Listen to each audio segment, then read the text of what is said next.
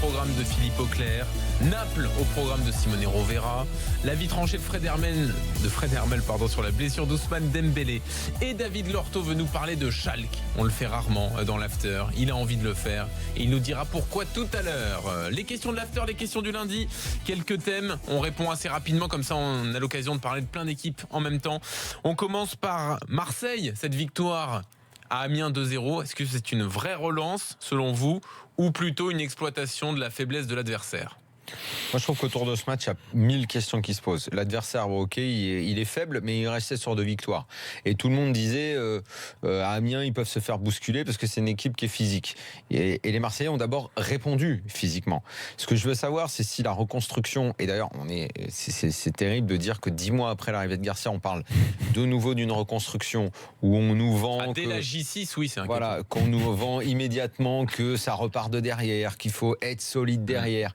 Bref, qu'on a l'impression qu'on a perdu du temps, enfin qu'on en avait gagné d'abord et puis qu'on en a reperdu et puis qu'il faut repartir. Donc ça, c'est la première question. Mais il y a quelques pistes qu'il faut quand même, revenir aux fondamentaux? Et l'autre question que je pose, moi, c'est qu'est-ce qui va être fait avec Payet? Je pense qu'il va être installé en 10 comme ça dans le 4-2-3-1. Mais ça veut dire qu'avec un double pivot de costaud, c'est-à-dire Luis Gustavo et un autre. Ou peut-être Sanson. Luis Gustavo et Sanson? Peut-être, non? Parce que Sanson, dans ce cas-là, il faut savoir s'il joue ou pas. Ouais. Alors que c'est un mec qui n'a pas démérité. Il a fait un match à gauche. Et là, en Europa League, ça s'est pas très bien passé. Et il était remplaçant. Le problème, c'est ça. C'est que Payet, quand tu le mets sur un côté, t'es emmerdé pour tous ses replis défensifs. Ouais. Si tu le mets en 10, il faut que l'équipe soit bonne et que lui soit décisif. Sinon, immédiatement, tu vois qu'il l'est pas. Ouais. Et ça fout le bord. Et ça met en péril le reste de l'équipe. C'est-à-dire que pour le mettre, lui, dans les meilleures des conditions, tu mets d'autres mecs dans de mauvaises conditions. Ça, c'est. Disons qu'il faut qu'il réponde présent, du coup. C'est un vrai problème. Là, il a si tu le mets derrière l'attaquant libre, et derrière quel attaquant? Germain, Mitroglou, comment ça va se passer? Qui jouera surtout que Clinton Ng vient de mettre un doublé. Et puis ceux qui marquent, il va vouloir prétendre à une place. Donc en fait, on redémarre à la J6 et il y a trop de points d'interrogation. Le problème, c'est Garcia l'a dit, il est très très heureux parce que ces garçons ont déjà répondu au combat physique. Alors ça peut paraître fou quand t'es l'OM de se dire que déjà juste pour les Marseillais répondre au combat physique, c'est-à-dire gagner des duels, c'est déjà bien. Mais effectivement, on en est là. Et comme on en est là, moi j'ai presque même pas envie de me poser toutes ces questions. J'ai envie de voir juste si l'OM est capable de le faire 3, 4, 5 matchs de suite déjà. Et puis après, on verra effectivement si sur le plan technique et tactique, il y a des joueurs qui peuvent être mis dans d'autres positions, etc. Mais pour l'instant, on part de très très loin alors qu'on ne devrait pas à cette époque de l'année avec un entraîneur qui est en place depuis un moment. Nouvelle question. Bielsa voit-il les mêmes matchs que nous ? Parce qu'après la défaite contre Guingamp, il a dit on a beaucoup dominé, on a eu beaucoup plus d'occasions qu'eux et tout. Et quand on regarde le match, quand on regarde les stats, ça saute pas aux yeux. Écoute, c'est la première fois qu'une analyse de Bielsa est un petit peu décevante ou tu as le sentiment que tu ne vois pas comme lui. Pas tant que ça, messieurs. Moi, je suis pas d'accord. Je dirai après. Moi. Alors vas-y, attends, Pierre commence, vas-y, oui. Alors, j'ai eu la chance d'œuvrer sur SFR Sport juste avant, et où on a passé effectivement en revue les matchs de Lille et le début de saison de Lille. Il y a une stat qui est très paradoxale avec ce qu'on voit. C'est que Lille a énormément de possession de balles. C'est que Lille est la 3e équipe qui réussit le plus de dribbles dans le championnat de Ligue 1. Il y a une autre stat, je l'ai oublié malheureusement, mais sur le plan offensif qui était très parlante. Qui était très parlante. Je sais plus laquelle, mais je crois que c'est le nombre de frappes ou quelque chose comme ça. Je sais plus ce que c'était. Et la stat paradoxale, c'était que le nombre qu'il se crée d'occasions tout seul. Il s'était 18e en Ligue 1. Donc il y a quand même une certaine expertise de la part des Lillois au niveau du jeu, mais un gros manque d'efficacité dans la concrétisation du dernier geste et tout ça. Mais ça, on le voit souvent. Voilà, c'est ça. Mais ça veut dire qu'il manque pas tant de choses que ça pour un entraîneur qui vient d'arriver et qui est vraiment, lui, pour le coup, dans une phase de construction. Moi, écoute, on parle de ça. Moi, il se trouve que cet après-midi, j'ai passé une demi-heure avec Yacine Benzia, qui est donc l'un des joueurs importants dans le dispositif. On a parlé de ça.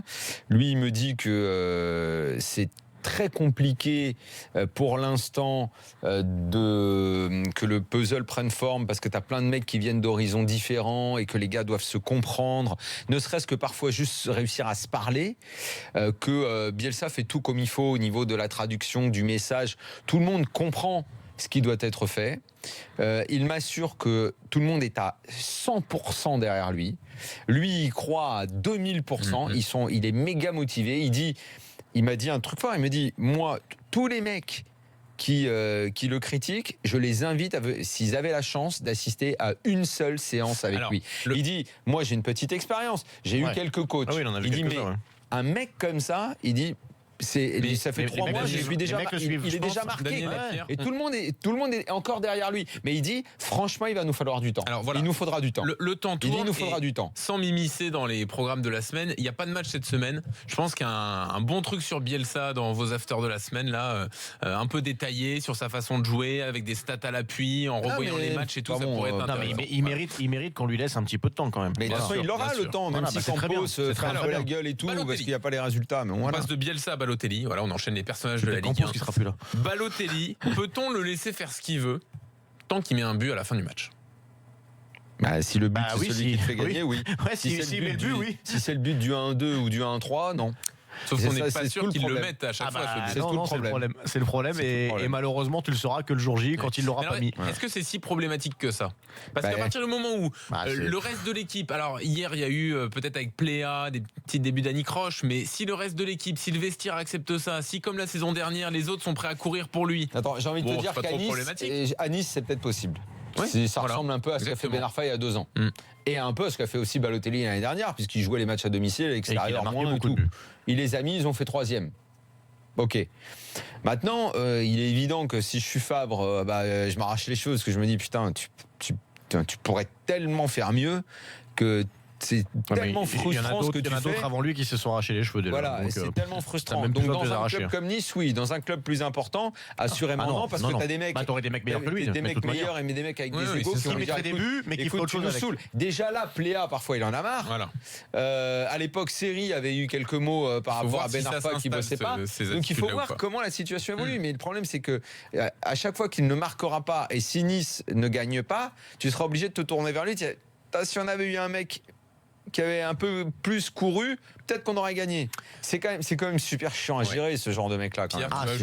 C'est super chiant à gérer pour un coach, c'est super chiant à gérer pour un joueur dans le vestiaire, mais ça se gère tant que le mec il marque. Voilà, c'est pas compliqué. Le jour où il passera 3 matchs sans marquer, tu vas avoir plein de choses qui d'un seul coup vont ressortir du vestiaire. Exactement. C'est ça, et à ce moment-là, ce sera beaucoup plus chiant à gérer. On en reste là pour les questions du lundi. On revient dans une seconde avec les drôles de dames. Tiens, on leur demandera s'ils ont des histoires de pénalty un peu comme Neymar, Cavani. Sans doute, ils ont plein d'anecdotes dans leur championnat respectif. Les drôles de dames du lundi, c'est dans quelques secondes dans l'after. À tout de suite.